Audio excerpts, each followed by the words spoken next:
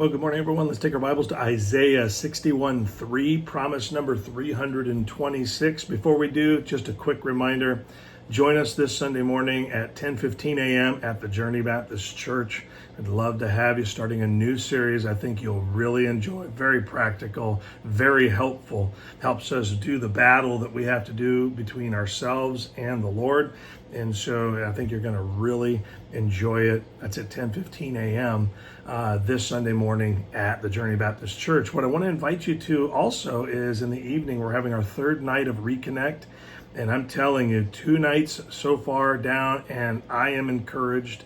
I spoke to our guest speaker this past week, and I'm telling you, he is fired up to be here. I'm fired up to have him come. His name is Jason Brown, and I believe he can minister to you in a way that really no one else can. And so come on out this weekend, 10:15 a.m. morning worship, 5:30 p.m. for our night 3 of Reconnect. You're invited. You're wanted. I hope you'll come. So let's get back to Isaiah 61:3.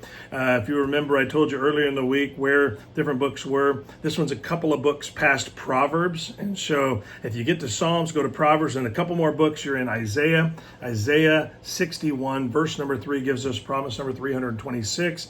God promises that he will give us beauty to replace our ashes. And you might be saying, wow, what in the world? Well, to understand a lot of these promises, many of them are found in the things that God says to his people when they were in captivity or they were in disobedience.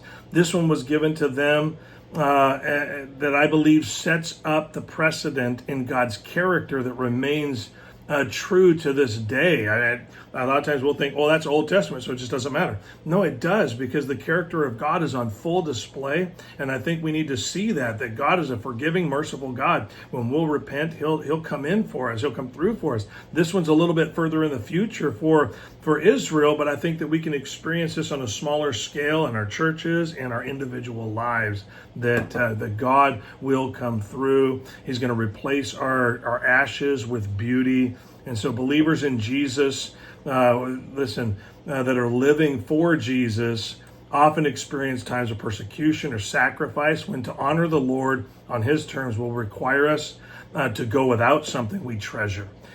This is really hard for us. I think in our day and age, we believe that we have the right to have all of our treasures. We can have Jesus and everything else because we live in a very materialistic and a very prosperous nation. Even to this day, still residual blessings from the Lord are still coming in, and we're starting to see those wane a little bit, and tougher times might be on the horizon. But just know this, that God promises to the faithful. He doesn't promise this to just anyone who can say it. He promises it to the faithful. And listen, throughout our kids growing up, opportunities to do things, or be a part of things had to be missed. That's what happened in our family. We made some decisions about what we would do and what we wouldn't do when it came to the Lord, and when it came to worshiping him or missing out on serving him and things like that, because we wanted our kids to understand that this was important to us, and they get to choose later if it's important to them. But I wanted to make sure that we set the precedent, that things that matter to the Lord matter to us, and so we wouldn't let them miss out on too many. If we wouldn't join things, it would cause us to have to miss long seasons of worship. And our kids understood the reason, but that doesn't mean they didn't feel the loss.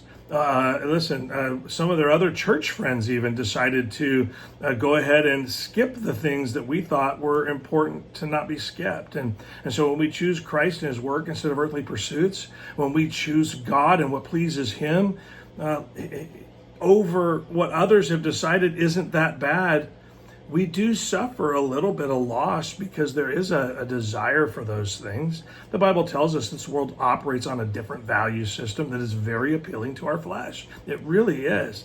But Jesus asks us to deny ourselves, take up our cross, and follow him. And when we die to ourselves, it comes with a bit of mourning and loss. It really does. But God promises to replace it. Trust him and endure for him and enjoy this promise. I hope that helps. Enjoy a great rest of your day and on into the weekend. Looking forward to seeing you at the Journey Baptist Church.